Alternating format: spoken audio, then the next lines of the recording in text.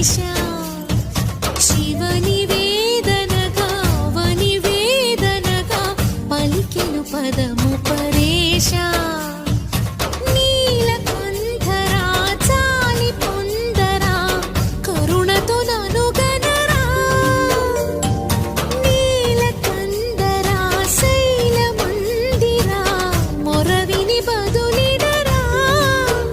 నగజా మనోజ జగదీశ్వరా బాలేందు శేఖరా శంకరా భరత వేదముగ నిరత నాట్యముగా కదిలిన పదమిది ఈశా